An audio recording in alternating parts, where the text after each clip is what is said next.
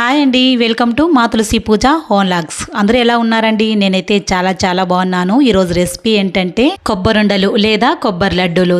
చాలా టేస్టీగా ఉంటాయండి. ఇప్పుడు ఎలాగో కార్తీక మాసం కాబట్టి కార్తీక సోమవారాలు, కార్తీక పౌర్ణమి, కార్తీక శుక్రవారాలు అంటూ టెంకాయలు దేవుళ్ళకి చాలా కొట్టేసి ఉంటాం కదా.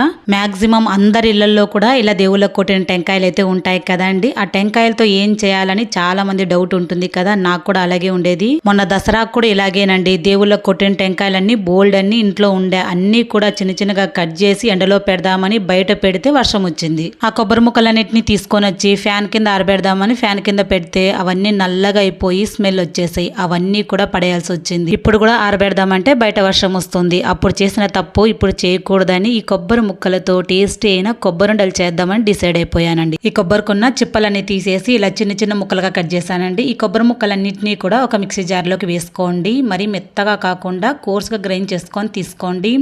ఇలా వీడియోలో చూపించినట్టుగా ఇలా గ్రైండ్ చేసుకొని ఒక గిన్నెలోకి తీసుకోండి. మొత్తం ఇలాగే కొబ్బరి కూరని చేసుకొని కొబ్బరి కూరనంతా పక్కన పెట్టేసుకోండి. కొబ్బరి కూర అనేది 3.5 కప్పుల వరకు వచ్చిందండి. 3.5 కప్పుల కొబ్బరి కూరకు గాను 1.5 కప్పుల వరకు తురిమిన బెల్లం వేసుకోండి. బెల్లం ఏ కప్పుతో తీసుకుంటామో అదే కప్పుతోనే 1.5 కప్పుల వరకు నీళ్లు పోసుకోండి. బెల్లం అనేది 1.5 కప్పు అయినా సరిపోతుందండి. కొంచెం స్వీట్ అనిపించింది నాకైతే గనక.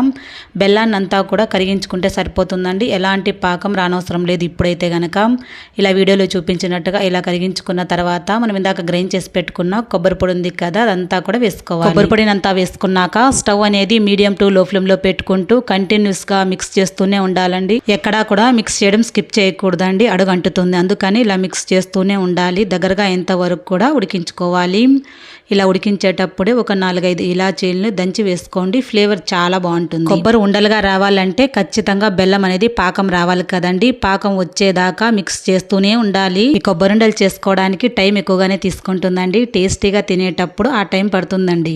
మరి పాకం వచ్చిందా లేదా అని తెలుసుకోవాలంటే ఇప్పుడు కొద్దిగా మనం కొబ్బరి కూర తీసుకొని ఇప్పుడు వీడియోలో చూపించినట్టుగా ఇలా రౌండ్ బాల్ లాగా చేసుకోండి. ఇలా రౌండ్గా వచ్చిందనుకోండి పర్ఫెక్ట్గా లడ్డూలు చుట్టుకోవడానికి సరిపోయినట్టు. ఇలా రెడీ చేసుకున్నాక మూత పెట్టుకొని కాస్త గోరువెచ్చగా అయ్యేంత వరకు పక్కన పెట్టేసుకోండి. గోరువెచ్చగా అయిన తర్వాత మీకు నచ్చిన సైజులో లడ్డూలు చుట్టుకోండి. నేనైతే లడ్డూల్ని ఈ సైజులో చుట్టుకుంటున్నానండి. మీరు కావాలంటే ఇంకా పెద్ద సైజులో అయినా చుట్టుకోవచ్చు. ఇలాగే మొత్తం లడ్డూలు చేసిన తర్వాత చూపిస్తున్నానండి. సూపర్ టేస్టీగా ఉన్నాయి. పిల్లలకి ఏదైనా స్వీట్ చేస్తే వాళ్ళకి నచ్చాలండి. నచ్చితేనే తింటారు, నచ్చకుంటే అస్సలు తినరు. అలాంటిది కొబ్బరి ఉండలు చేస్తున్నట్టుగానే కొన్ని తిన్నారు. 1 గంటకంతా కూడా ఈ కొబ్బరి లడ్డూలు అనేది ఒక్కటి కూడా ఉన్నీలేదండి. అంత టేస్టీగా ఉన్నాయి. మరి అలా నోట్లో పెట్టుకోగానే కరిగిపోయేలా ఉన్నాయి. మరి ఈ రెసిపీ మీకు నచ్చిందా? నచ్చింది అనుకోండి మీ ఇంట్లో కూడా ఒకసారి ట్రై చేయండి. ట్రై చేసిన తర్వాత ఎలా కుదిరిందో మాకు చెప్పండి. కొత్తగా మన ఛానల్ ఎవరైనా చూస్తూ ఉంటే కనుక ప్లీజ్ సబ్స్క్రైబ్ చేసుకోండి, లైక్ చేయండి, షేర్ చేయండి. మరొక రెసిపీతో మళ్ళీ మీ ముందు